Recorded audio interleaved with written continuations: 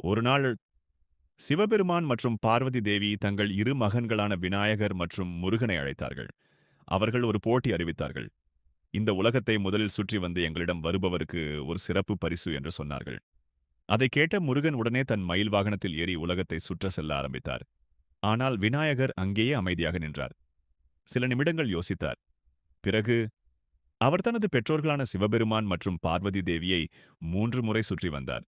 அதை பார்த்தவர்கள் ஆச்சரியப்பட்டார்கள். விநாயகர் புன்னகையுடன் சொன்னார், எனக்கு என் பெற்றோர்களே உலகம். அவர்களை சுற்றி வந்தால் உலகத்தை சுற்றியதற்கு சமம்.